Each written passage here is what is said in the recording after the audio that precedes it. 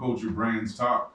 I am your host, John Ostos, aka Ill Eagle CEO, and I'm here with my two counterparts, Dion, 2 Cup with no cups, Larry, and Cody Big Meat Malk. And as usual, if Dion's sitting on this side, it means we got a guest. And today we brought back Marshall Freakshow Johnson, the bodybuilder? Something like that. Third bodybuilder. Something like that. Yeah, I can't. Crossfitter. I've seen him running laps and shit too. I can't call you Fit a fat fuck. The fit dad. Yeah. Fit dad. I can't call you a fat fuck no more. I feel like that'd be flipped if anything. You know? He got the dad bod on, so he could wear a dad bod t-shirt. Yep. Bringing out the thunder coffee. Marshall's been feeling himself lately in the mirror. Marshall's always felt himself. We've talked about this, Yeah. but lately Marshall's really believing in his way. own posters. It's forearm. Yeah, he always says thirst trap though. You always like, you pick what you want to hear. Like I'll complain that people will take up time in the bathroom and take pictures and stuff like that. I'm not saying that it's bad. I'm not saying that I don't do it, and I'm not saying I don't do it for attention when I do it. I'm just saying it takes me 5 seconds to do it. Like I'm in and out. I'm complaining about people who spend like 10, 15 minutes in there. You know, but we gotta fucking add cinematic value to the shit we talk. You know. Hell yeah. So, the topic today is not aliens, unfortunately. I guess we're going to talk Marshall doesn't know shit about You aliens. said all there is to say. Marshall about does not believe in it. You don't believe in aliens? Sold on it. Is that true? Not really. No, I don't believe in a lot of things I can't see necessarily. I would have to have a lot. I'd have to like see an alien in front of me. You would have to physically see it. Okay. Yeah. So that means you don't believe in ghosts either. No. You don't believe in ghosts? No. Spirits? No. Demons? I'm not a spiritual person, so Oh. I believe in what I can see and touch and feel. So you're considered an atheist, I guess, or No, that's not even. No. Just I don't even know what they're called. I don't believe in. I guess I don't believe in spiritual stuff and higher powers and. Okay, how were we created then? Semen. Okay, so who dropped the first load? Who dropped the first load? I don't know. Whoever crawled out of the ocean The first. chicken or the So egg? either it's So, are we evolution? I think so. Yeah. okay. What created the first fucking amoeba? Right, A meteor. but something had to create that too. If John releases the podcast from last week, we're just in deep. No, we didn't get in deep. We're just in a simulation is all. That's what we're. And I can see that. Definitely. I believe there's a lot of truth to that Because how did we certain start? aspects like this. How Especially did we these start? days. This whole world is fucking fake right now, if you guys haven't known. It's too depressing to It's think of stuff like that. It's too depressing to think that we're in a simulation and we don't have any control over what's going on, and this whole life is really just fake. It's pretty depressing in my mind to think of things like that. So ignorance is bliss for me most of the time. So Cool. I agree. Fair enough. Yeah. You don't get that, Dion. You're on this show. Even if you want it, you're forced to hear it. Yeah, Yeah. ignorance is bliss in a way. I think there's like 5% of me that's religious, and it's that 5% that is scared that if I die and it is real, like because I'm fucked. So there's always like that 5% of me that's scared enough to believe a little bit. So like when I die, it's like fuck. Have you ever seen somebody die? I was wrong. Have I seen them die? No. So why do you believe in death? What does that mean? Because they're gone. They're in the ground. I haven't seen them since then. But you don't know what happens after. No idea. Yeah. It's terrifying to think that it just goes black. Can you imagine? That'd be some fucked up shit. It's hard to think. Like that's another thing that's hard to think about. Yeah. Like when you die, what? Like you just cease to exist. This is the whole reason I sleep with See, people. and this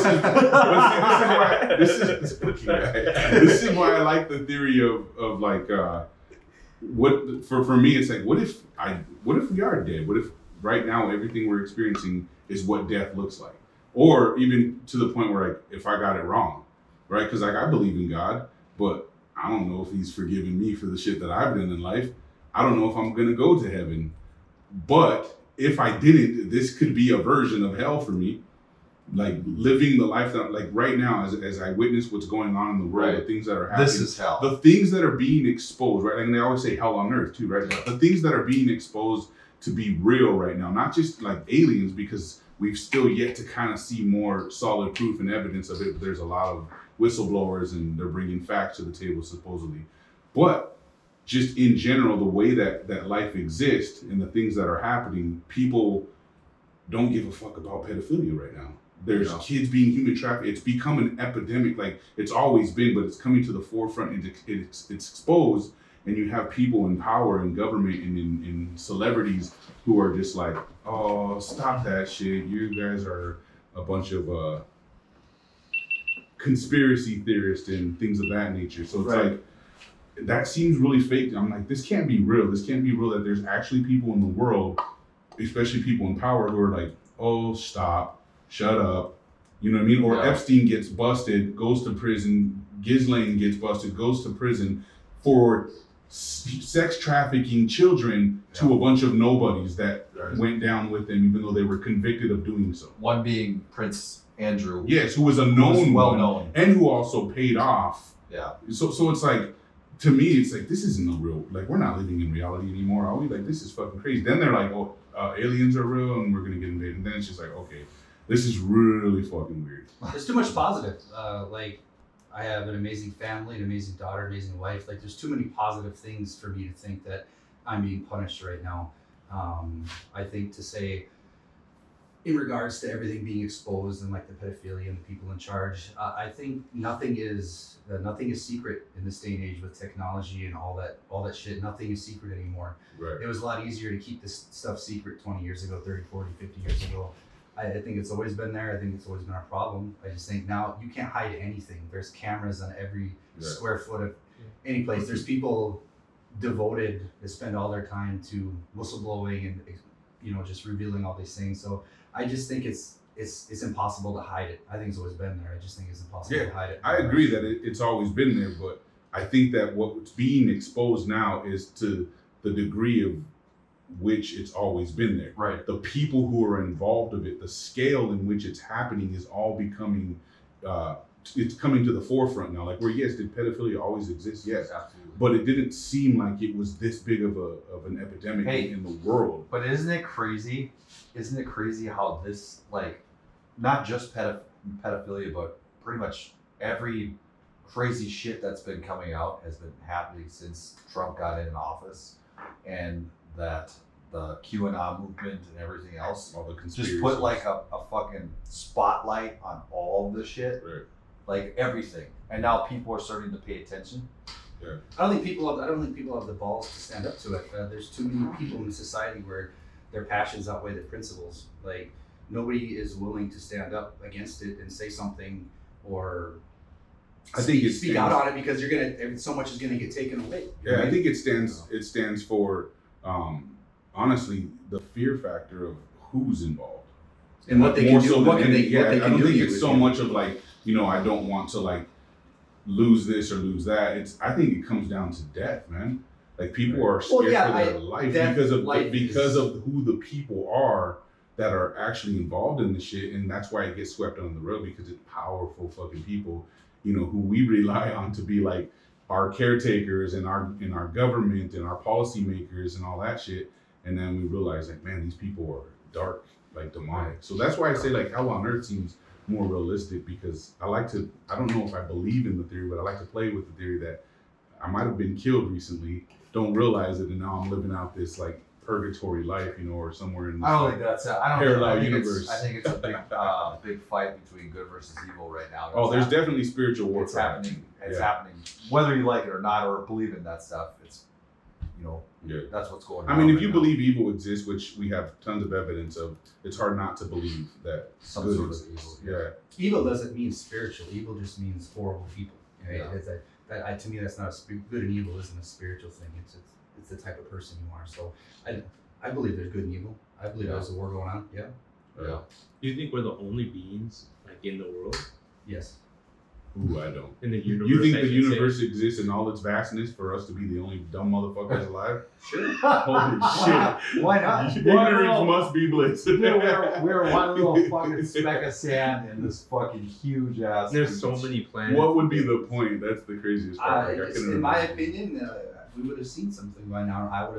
I I need more than speculation and people's word. Like I don't take people's I like word. the analogy that you gave one time where you said to them, like, we might not have a choice but to see what they allow us to see, for one, but like for them, for the alien species or whatever other beings might exist, it's like when we go to the zoo and we watch the monkeys play, and we're just like, look at them, you know? It's like a 30,000 foot view of just like, well, they're pretty fucking lame, huh? Yeah. They're just kind of doing what they do out there in the wild, and that's us. We're the wild, and we're just existing, and they're just whatever with us. Like if there's more that exists, which I have a hard time believing there's not, with all we don't even know what the entire world looks like yet. There's more to it than they show us, I believe, in this globe alone. So that makes it even more vast what's out there. There's no way we're the only motherfucker. Like, as dumb as we are, human beings, man, there's no way we're the only creatures existing here. I got more shit to worry about, dude. I'm 40. Like I fucking like prostate exams and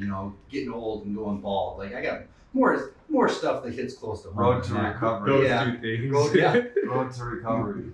Long ass road, yeah. So that's kind of why you're here, right? You want to talk a little bit about I'll talk about kind whatever. of what you've been going through as far as your journey with the recovery, because the last time we had you, we were talking. Yeah. That was kind of the beginning stages of it. It's been almost 2 years now. Yeah, and it has not been a good 2 years. I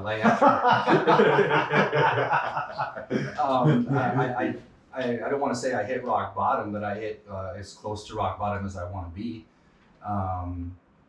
When did we film? That was before me, so that would have been it's been like January March. 2021. Yeah. Yeah. It was a long time ago. Yeah. After that, I had hurt my back probably 2 or 3 times after we talked, and each got progressively worse. And the last time it happened was probably in the fall, and I like broke down. Like I don't think I've cried since my dad died when I was 20, but I hurt my back and I was just sitting home. I wasn't at work because I couldn't work because I couldn't walk. And I just broke down and I just was crying hysterically. Like I had a mental breakdown. Like I literally had a mental breakdown and I was crying hysterically. And I was like walking around the yard, just trying to do whatever I could, like just limping and just crying. I remember going to see Dr. Chris to get worked on. And I remember just not being able to, like I had to pull over because I was just hysterically, like I just broke. Like that was it. Like that was like the last straw. Like I didn't know what to do. I was lost. Yeah. And I legitimately lost probably 10 months of my life to that because I felt like a prisoner in my own body. Because anything I did would set it off. Like if I was laying on the couch, if I moved my leg to adjust it, it would spasm. If I rolled over in bed, it would spasm. Like if I wiped my ass, like anything I did physically would make it spasm and set it off again. So I literally felt like a prisoner in my own body for about 10 months. And I don't know if it was the mental breakdown that I had, or I was just like something has to change, or but I remember going in and seeing Chris after I had a mental breakdown, and for whatever reason I wasn't scared anymore about it happening again because it had happened so many times and I was already at rock bottom or as close to it as I wanted to be, that there was nothing really left to fear. I mean, I haven't been able to powerlift or train at that point at least almost a year. I couldn't do anything. That must drive you even more crazy too, because you just opened your own gym finally. Yes. Right. Yeah. And then this shit all went down. Everybody trained too. Yeah, look at everyone training in my dream gym with all my equipment. Yeah. And generally, I did a lot of the stuff Chris would have me do, but I would maybe do 70-80% of it. The total reps, exercises, times a day, and Chris being the chiropractor. Chris doctor. Yeah. Chris. See, doctor, I've always wondered chiropractor. why no one. I was hoping. I just started working with him recently, and he's been helping me with an injury. But I was curious, like, does anyone call him Doctor? No. But no, yeah, you heard you call him right now, Dr. Chris, and I'm like, cop out. He's Doctor, damn it. Can't call him Dr. Chris. If anybody needs chiropractor needs, Venture chiropractic. Chris doctor. He's awesome. Yeah, that guy is fucking smart as fuck. Oh yeah. Yeah. So I for whatever reason, I decided I'm gonna, if he says do X amount of reps 7 times a day. I'm gonna do X amount of reps 7 times a day, and I don't care if it's stupid or if I feel foolish, because there's a lot of pride involved with it too. Sure. Like I didn't want to accept the fact that doing something like lifting my leg 10 times was productive. I would rather do nothing than that be a productive part. But I started doing everything he said to a T, and I also made the decision that I was going to be done powerlifting for a year. I decided that for a full year, I'm not gonna think about powerlifting. I'm not gonna do anything powerlifting related. I'm gonna focus on the rehab he says me doing, and that's kind of around the time I decided to lose weight too, because I needed some sort of a goal. And everything finally kind of started to get rolling in a positive direction once I decided to, just give up powerlifting for at least a year, which was ridiculously depressing because I don't know if anybody's ever lost their identity. It's depressing. It's very depressing when you lose your identity and you.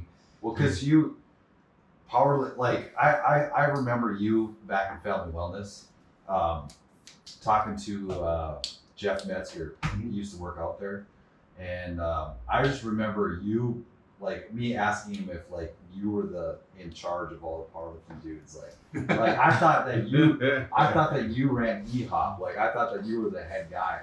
So like that to me was like you're like the head dude of the powerlifting community. When people think powerlifting, they think Marshall, and that. Yeah. Right. And it's just with me with bodybuilding. When I tore my pec, I was like, God damn it. I was the same way. I was like, fuck, I'm gonna get small and fat and withered. Nobody's gonna recognize me anymore. So, hey, didn't you used to be Cody Mount? Yeah, big meat. Is that you? Hey, my road to Jackness is coming. Right? But yeah, continue on.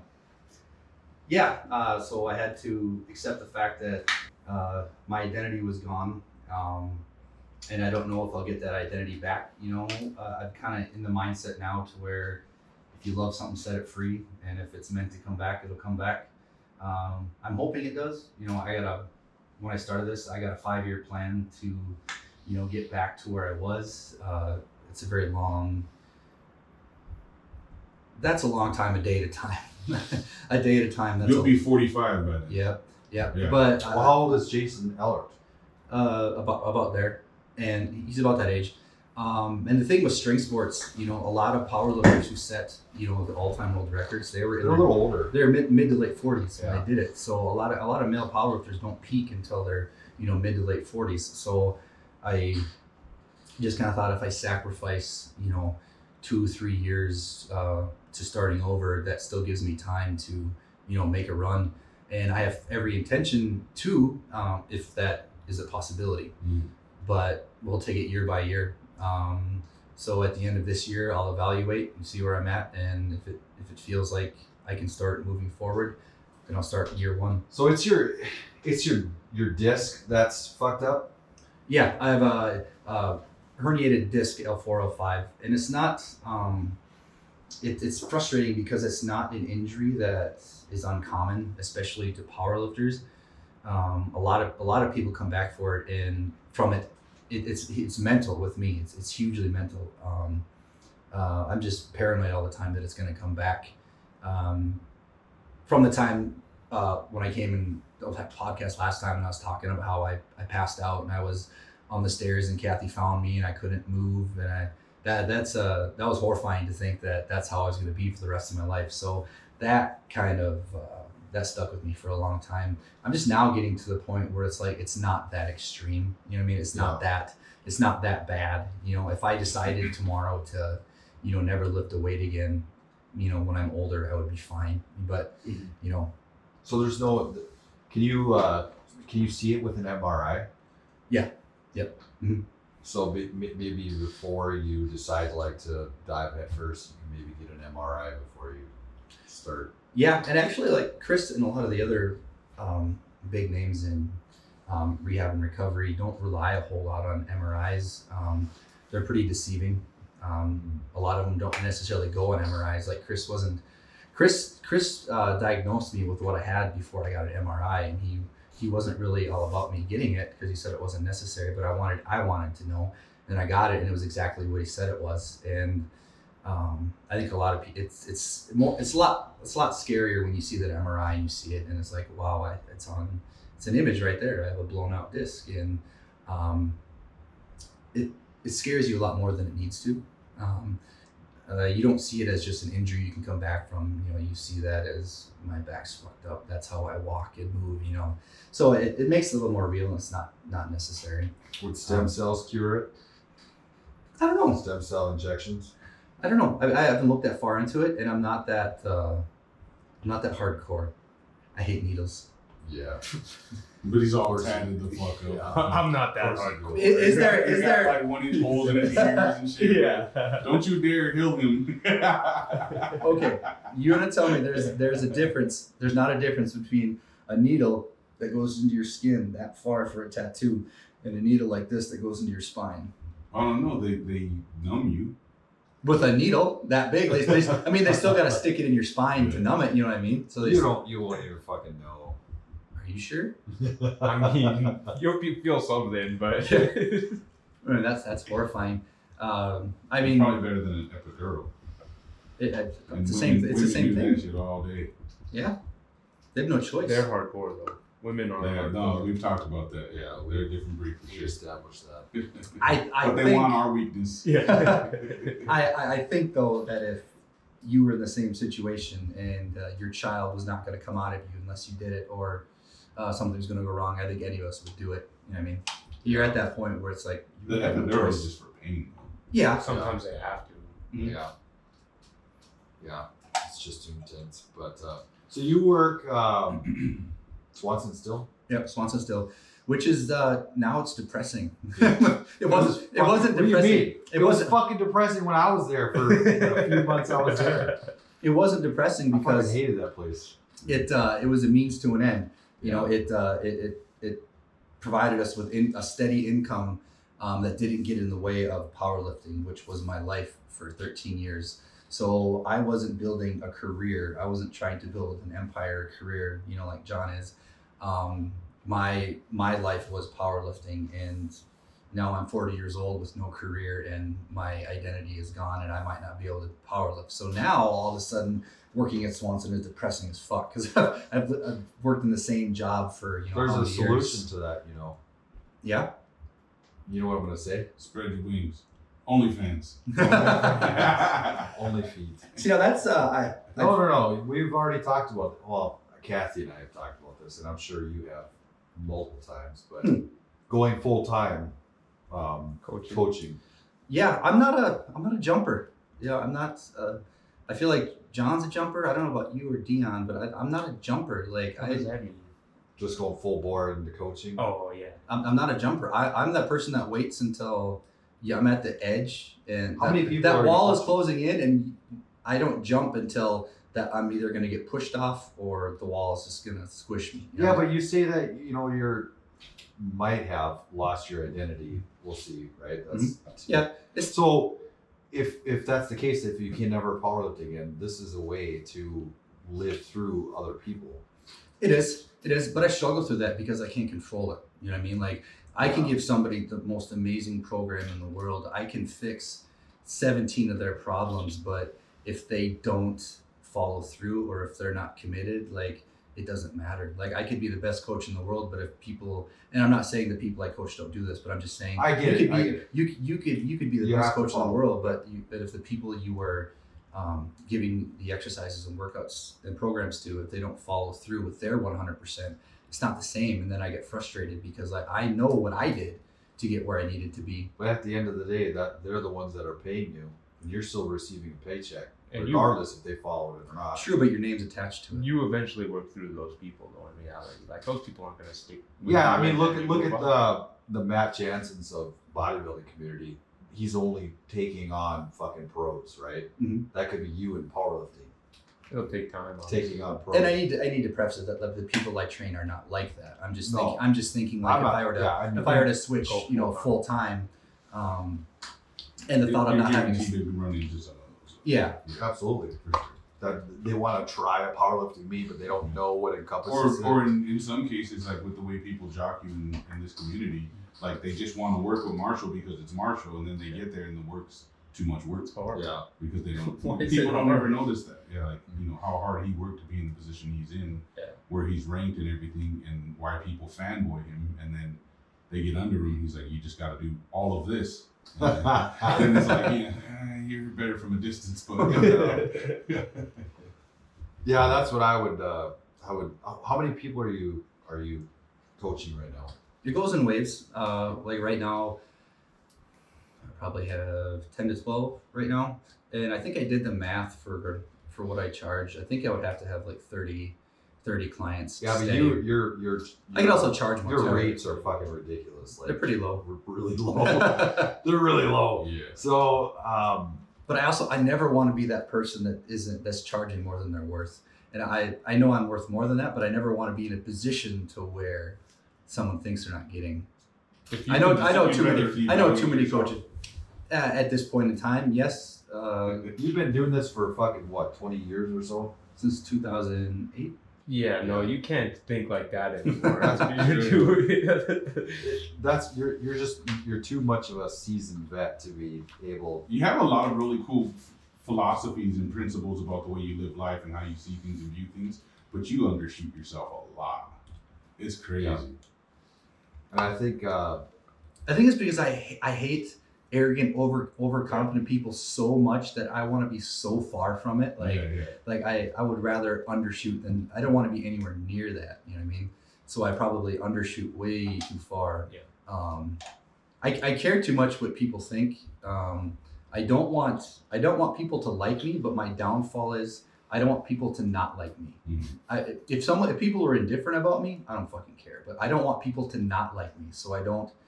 Very rarely do you ever hear a hard opinion from me. Very rarely do I ever disagree with anybody, no matter how. Like I keep a lot of hard opinions to myself, because I just don't want. Something about being disliked is just horrible. I just can't stand it. I don't want to be popular and loved. I just don't want to be disliked. Yeah. I don't know what deep-seated shit that is from my childhood, but not. I don't know if it's because I wasn't popular in high school or what, but I wasn't Cody in high school. Dude, no. I don't know if Cody was popular. I was gonna say that's a small school though. Come on. I was kind of a dork until like my sophomore year. Then I started to Lift weights. I was the class clown. Oh. Yeah. But when did you start lifting weights again? I got serious my junior summer. Okay. Going into my senior year, I started and that's when I kind of started lifting with Woods every day. Started working out every day. Yeah. But anyways, Marshall. As the years go by, I get more and more dedicated to coaching. As the years go by, I take it more serious, which tends to be the pattern for me. Like I'm not a take the leap guy. Like I'm more calculated, more cautious. But that might not be the formula for this time around. It might have to be just take the leap. You know what I mean? But me, I'm more cautious. Like I'll add a few more clients each year. I'll invest more. Like before I was just writing programs out on a whiteboard. Yeah. Now I invested in a laptop and people actually get programmed on a computer now, which should have been day one. You should Marshall's have been day still one. stuck in 2008. Yeah, I was gonna say you would have thought it was 2006 by how much. That is funny. Oh my god. So do you do diets at all? No, and I found out with this weight loss thing, I am so ignorant to weight loss. Like I had no business. Like, Well, you cut the 50 pounds. in a year. Well, It took a year to do it. So And like three or four different approaches. Cause well, that was a good learning experience for you. it was, And but I still didn't learn anything. Like I'm still, I still don't know what works for me. I mean, I started, like the first couple months was just quit eating fast food during the week. Like I never ate a lot of fast food during the week, but it was like, if I had a really heavy training session and I wanted to go get a Pancheros, I'd go get it. But my diet wasn't junk food. So the first step was just taking junk food out. And then the second step was limiting carbs, and I did that for a while. I went really low carb for a while. When that stopped working, I went to just low calories. Like I didn't count calories. I just went low calories, and I get like lean cuisines, stuff like that. This is for cutting, right? Yeah. But what were you eating when you were actually like fucking into it, powerlifting? Not a whole lot. I mean, we've discussed like I ate like a bird. Yeah, but what about like? I ate pasta all the time. That's your genetics, right? You don't have to eat a lot. But if you were coaching somebody, would you help them with the diet and tell them what to eat?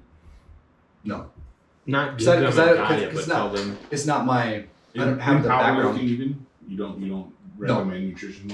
No, I don't have the background. I don't have the what I would. Would that be something that you'd be interested in learning about? Maybe.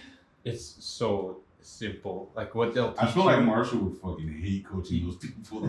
Yeah. Well, I mean, it is important though. I mean, because being a powerlifter, obviously you have to eat a lot to get some size, you know. Oh yeah. Right? What they teach you, like for getting that surge or anything like that, it's so simple. Like you can't.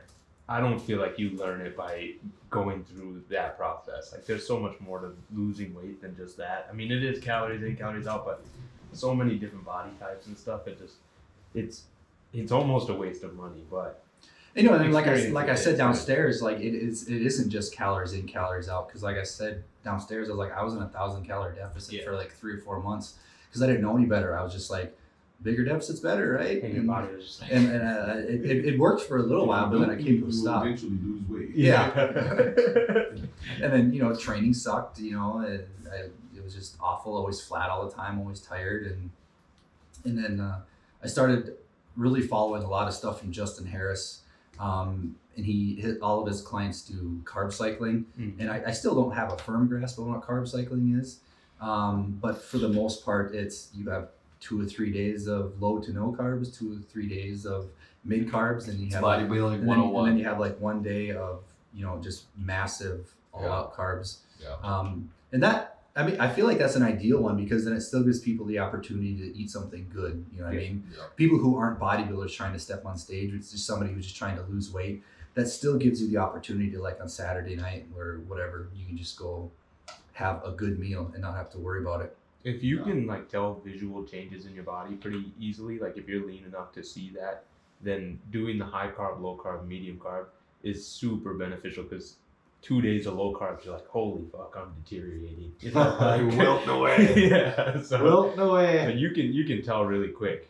So I just think it's interesting. There's all kinds of different methods though. If that was my advice to you to get you out of Swanson's would be to maybe dive into a little bit of education, dietitian, and then really you got to boost your prices up. I think your prices are way too fucking low. And I'm still I'm trying to actually increase my my knowledge on like rehab and preventative health for all the stuff that I've been through, just because of all the stuff I've been through with my back.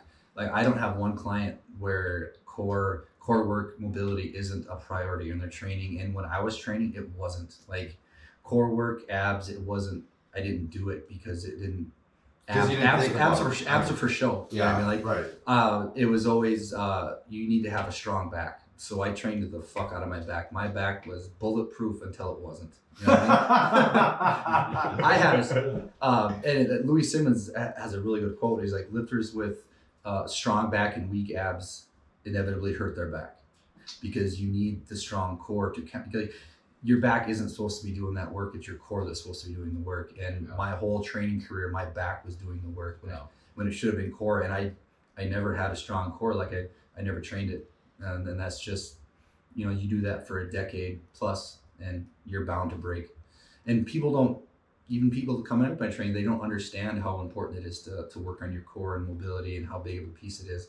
But there's not one person I train where that's not a priority right now. So that even that, I feel like I'm giving people, 5 years fast forward, you know what I mean? Like advancing them 5 years from where they could have been just from absolutely. That. Yeah. So you're pretty much the understanding that you're undervaluing yourself. You need to raise your prices then. Yeah. Yeah. So what's next on the journey now? You've lost the 50, 55 pounds. Mm-hmm. So how much do you weigh right now? I got down to 252 in July, and I put on. I sit at about 260 now, because I'm not so crazy about the carb or calories in, calories out. I still eat the same foods basically, but I don't do as much as the cardio as I was doing. Like I was pretty serious about the cardio, and I did it no matter how I felt. And now it's How like much cardio were you doing? it was just cardio daily. It was just like a constant focus on heart rate. You know, like it was just a constant focus. Like every day I had to be doing something where my heart rate was really got my heart rate, up. And I have a Whoop strap, and I kept track of my calories and my heart rate that way. So I was always super obsessed about my calories burned being higher than what I brought in. Sure.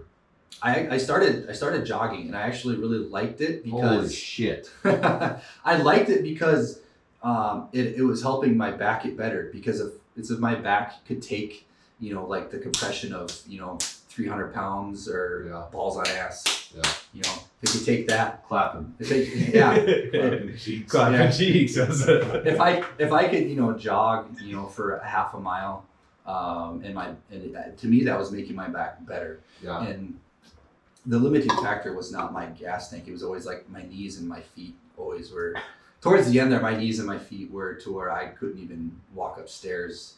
I don't know if it's just because being all that heavy for so long, or just never running until I was 40 years old. But yeah, but I wish I could do it more. I'm trying to work on things to make my knees and my ankles better, but I wish I could do it, because I felt like it helped improve my back a lot, because when you can get a callus from that, it's good. So I would jog every day. That was a big thing. A lot of sled work, battle ropes. Every day I was doing something for cardio. I never did like the traditional 40 minutes on the elliptical. I guess I'd always try to do a lot more high intensity, shorter term cardio than that. Because the 30, 40 hours cardio, that just, I didn't have the time in the day, or I wasn't willing to devote the time in the day. Like I wasn't willing to wake up an hour early and do cardio or something, or do a 45 minutes of cardio instead of lifting weights or being in the gym. So I had the time, I didn't have the will. I was doing everything I was willing to do. Yeah. So but moving forward, this last half of the year is to take back rehab more seriously. Before the first part of the year, I was just doing everything bare minimum that I had to do, and my focus was on weight loss. And now the rest of the year is taking a little more advanced, more aggressive approach to my back rehab, which is scary, because doing the bare minimum there was no risk involved. Now, got to start getting into movements that push, moving your back more, just you're testing. You're constantly testing the waters.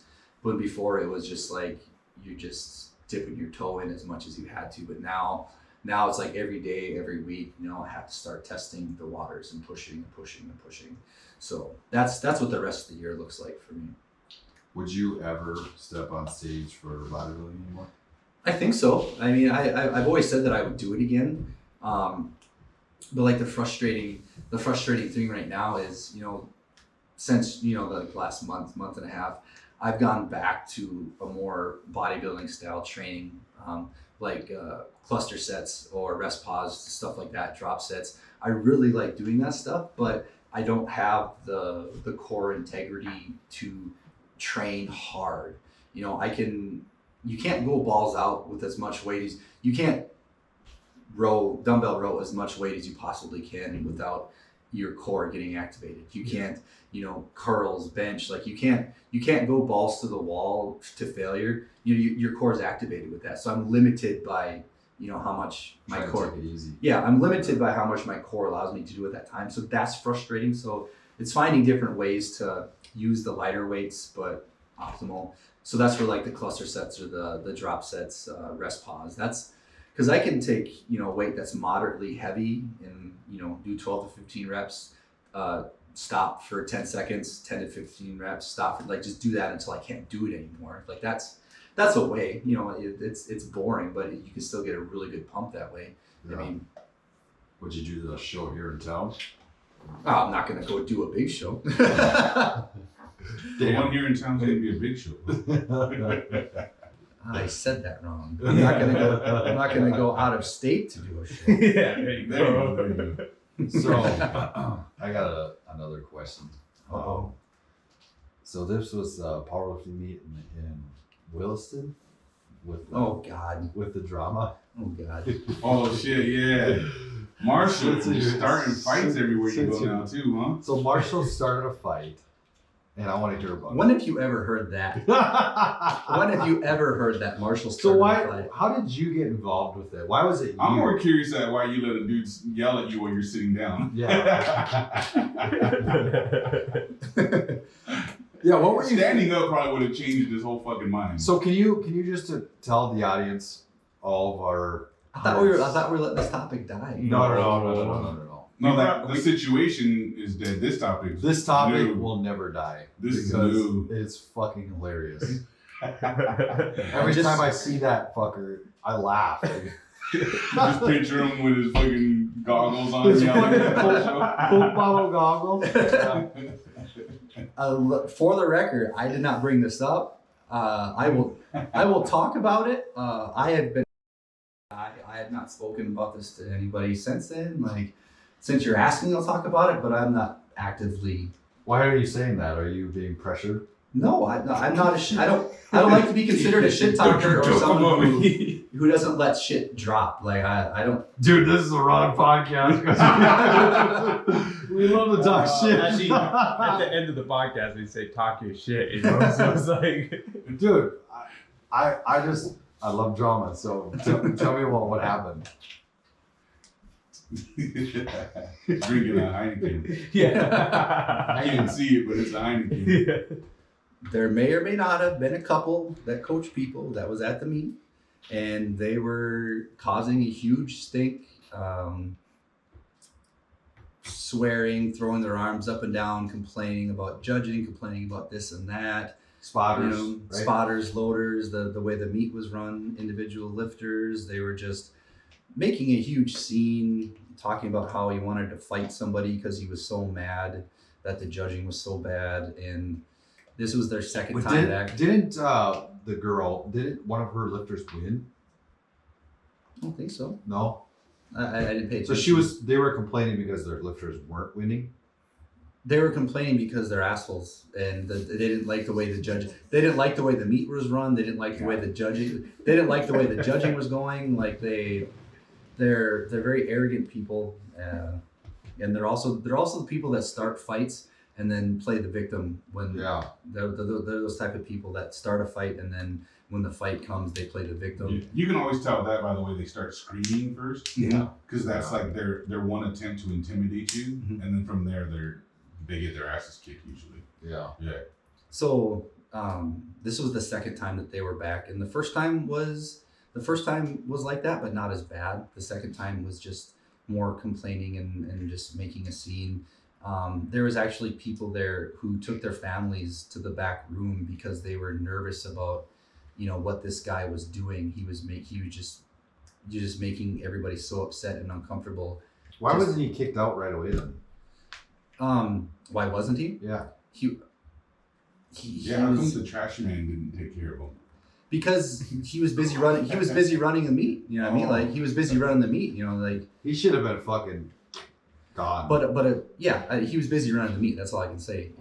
And people were complaining about it, but until somebody directly comes up to him and like the thing I said about the people sending their family to the back because they were comfortable, that didn't Yeah. come out till after the fact. You know what I mean? Like they didn't.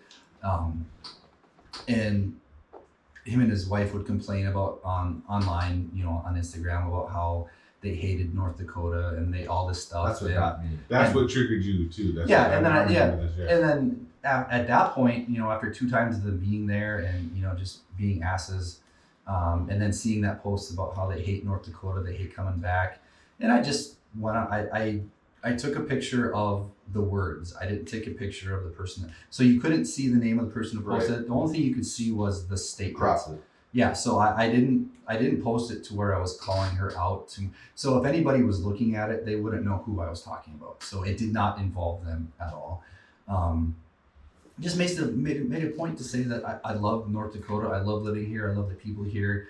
if you don't like it, don't come back. That's basically what I said. And I thought that was going to be that. I thought that was going to be that. And I went, I left the meet to go get lunch. This is where Marshall realized he fucked. He found out. And I left to get lunch, and I guess as I was gone, somebody had told him what I had said about his wife's post, and he went up to Dave, who was on the mic at the time, announcing the meet, like, where the fuck is Marshall Johnson, just swearing, just like, where the fuck's Marshall, all this stuff. And Dave's just kind of like, what are you doing? Like, you're like, how do I know where Marshall is? I'm not a keeper, like, how the hell do I know where Marshall is? And he's like, you told me where Marshall is, just all this stuff. And I got back completely ignorant to it. And I come back and not knowing that all this had unfolded. And everybody's like, he's pissed, like he's demanding where you are. And I'm just sitting in my chair, just chilling out. And I see them, I see him pacing, talking, pacing, looking at me, pacing, talking. God, what a bitch. And I'm just sitting there because at the time, that was the time where my back was really fucked up, and I was mobile, but I was pretty immobile. Like, if he actually decided to fight, aside from adrenaline, probably I might not have been able to do a whole lot. But if adrenaline took over, I probably could have been able to defend myself. But that being said, I've never been in a fight in my whole life either, so I don't know how to fight. So. Yeah, but you're strong as fuck, so you just just the way you stumbled. I might have probably could have. What happened was because see when they were. I would like to assume with adrenaline and my size, like I could have been able to, defend myself, but that was good. My thing was just, if you wanted to talk, we could talk. So he comes over, postured up, comes over. Did he have a balled up fist? Yeah, but they were down here. Yeah. He didn't walk up like this, Kangaroo? What the fuck? This is what he's doing. Oh man, that's good shit. And he was mad, and he wanted to talk to me. He wanted to talk about it, and I'm like, dude, sit down. We'll have a conversation, because we know each other from powerlifting. I wouldn't say we were ever friends, but we know each other from powerlifting. We haven't had a negative interaction up to this point. And I was like, dude, sit down. We'll talk about it. I was like, I don't want to sit down. And he wanted to be, hovering over me, You were probably the same height sitting down. Yeah, basically we were eye to eye. Straight up. And he was going off about this and that, and it's irrelevant. Like, he was just complaining about what I had said and trying to defend it. And I'm just like, dude, then why do you guys come back if you hate it here so much? And he was just irate. And at that point, it was a scene. People weren't watching the meet anymore. And Kathy was more mad than I was. Like, she was furious. Like, she was fuming the whole day about these people, and she was paying a lot of attention to what was going on. And she had noticed that I was over there by myself with Joe, towering. Joe is towering over me.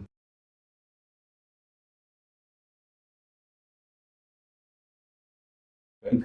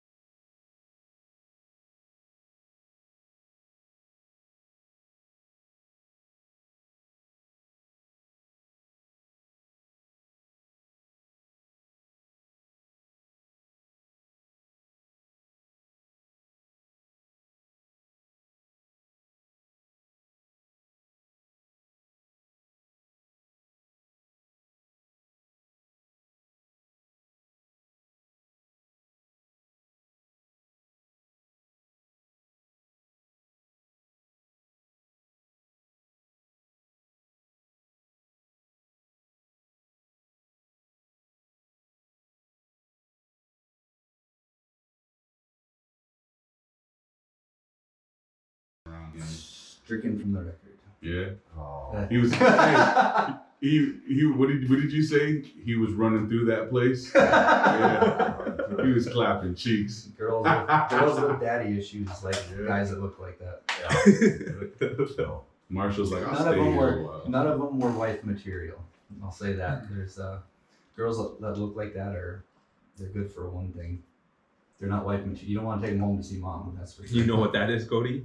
What's that one thing? What's that one thing? What's that? It's clapping cheeks. Clapping cheeks. So the USP is the USPA still a thing? After Yeah. all that. Yeah, I mean, I just went to one of my clients, Brandon, who doesn't. He's just one of those people where he just wants to fucking lift, and USPA is the federation that he was in. So they still had a nationals in Las Vegas. Like he that was his first step above a state level. Like he went way out of his comfort zone and didn't. He qualified for it, so he deserved to be there. But it's a huge, bigger platform, a national level platform, and they still had it. I mean, like. They still had 3 platforms sold out, and it was still it was a week long competition all day every day. So they still had, I wonder if they there's just as many people on because the leaders were still there. oh damn. It's just and when people quit when they moved on to the next thing, Yeah. then it was unfortunately the USPA did fuck up. I mean, they allowed some shit to take place without reprimanding it as it should have, but no more different than any other federation does. They just got chose. Right. They got chosen to be the cancel. That type of shit's in every powerlifting federation, just like it's in every bodybuilding federation, like it's in every strongman. Like Yeah. they just got.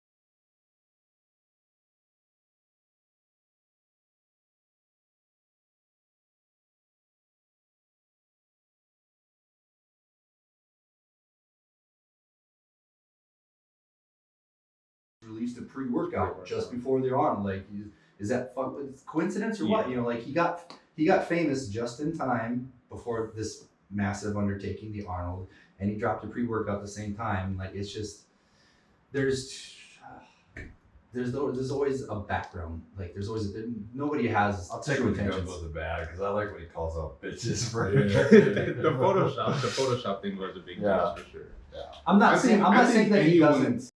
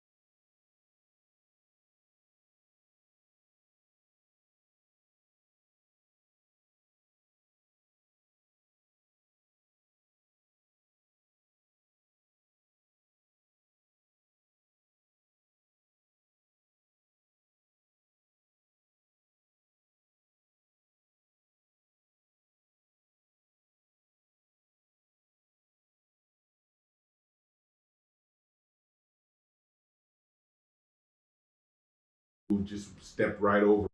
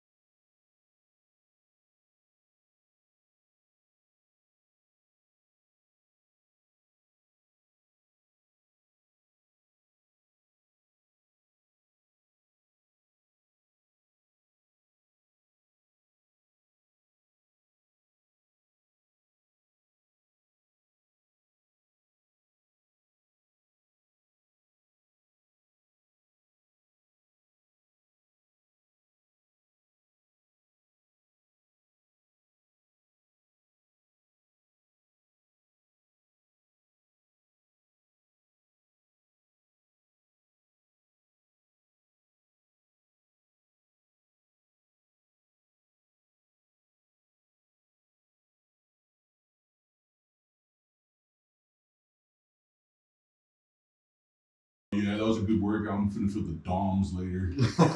I hate DOMs so much, bro. Like, because then they want people to go, what's DOMs? That's all they want, because they want to say, oh, delayed onset muscles. Like, shut up. Just say you're gonna be sore in a couple days, damn it. DOMs, I hate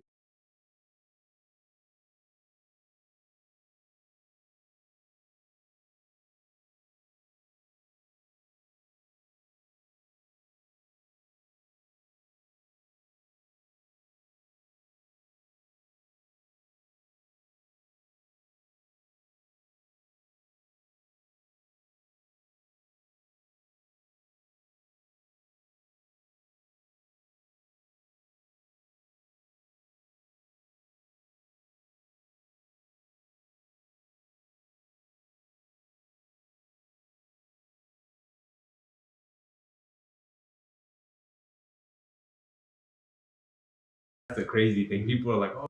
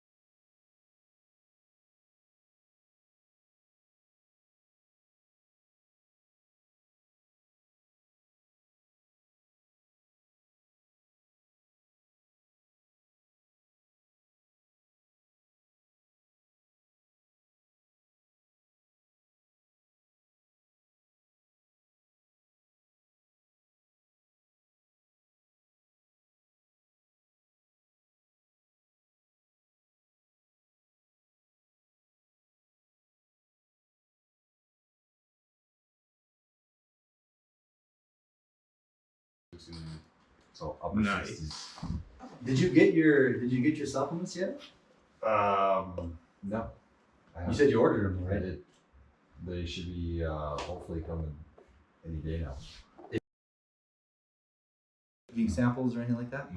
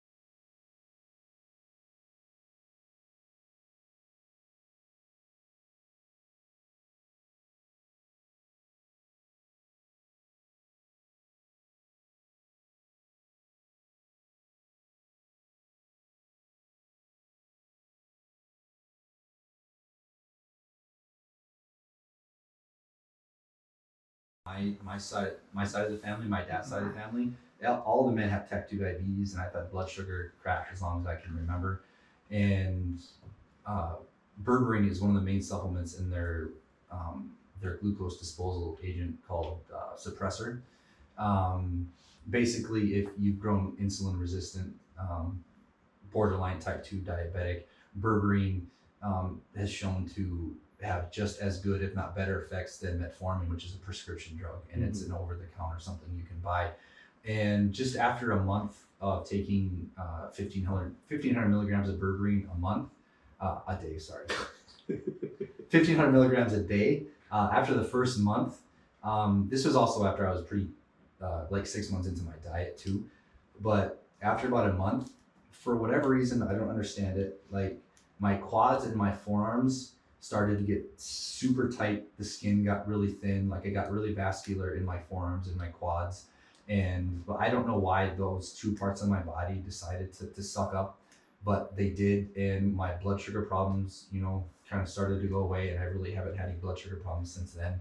And it's helped me get a lot leaner and eat more carbs. And it's something that if you're struggling with blood sugar or have type 2 diabetes in your family, or just you want to eat more carbs and utilize them better, absolutely look into berberine. It doesn't have to be his product. Like I just get berberine off of Amazon with cinnamon, and it's made a huge difference. As someone who pays attention to their body, I guarantee you after like a month or two, you'd see a huge difference. Sure.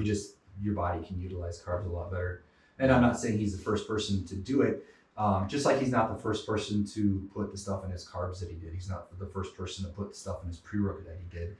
Just 20 years of research has shown him that this is the correct dose. Like he might, all the ingredients might be the same, but his doses are unique. And that's, just after 20 years of clients and research, and like the dosages are for a reason.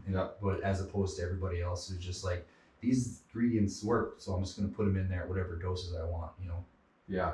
That's what I liked about like Garrett from More Plates More Beats. Yeah. He kind of normalized that a little bit as well. Yeah.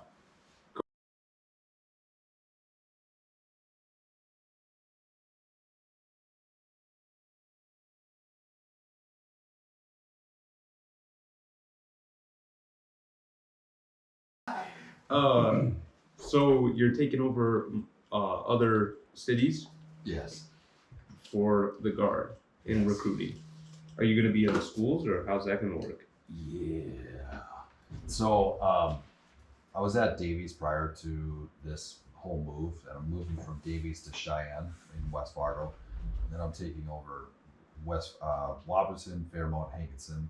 So I'll be taking over those high schools along with like the community. Mm-hmm. So yeah, I'm from Waterton, so and obviously I have ties with Hankinson, being my family's from there, and I have some relatives in Fairmont too.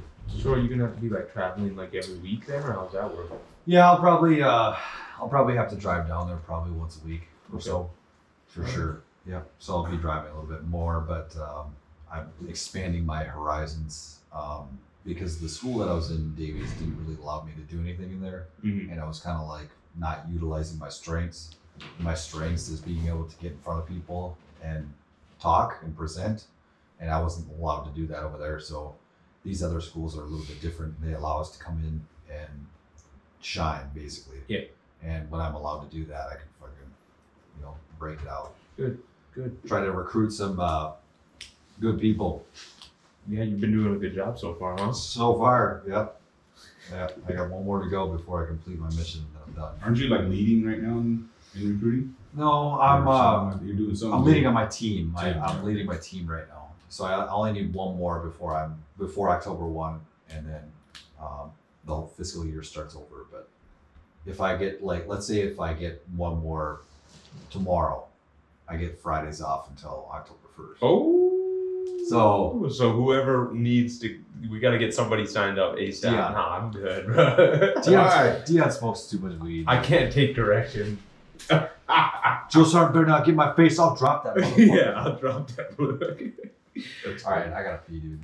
All right. You're gonna go stand in there with Marshall, or? Yeah, I'm gonna hold it for him. All right. Well, Marshall's not here, but we'll go ahead and Dion take us out. All right, thanks guys for watching. This is another episode. If you didn't like it, talk about us. If you liked it, talk about us. Just as long as you're talking about us. That's pretty much it. We are.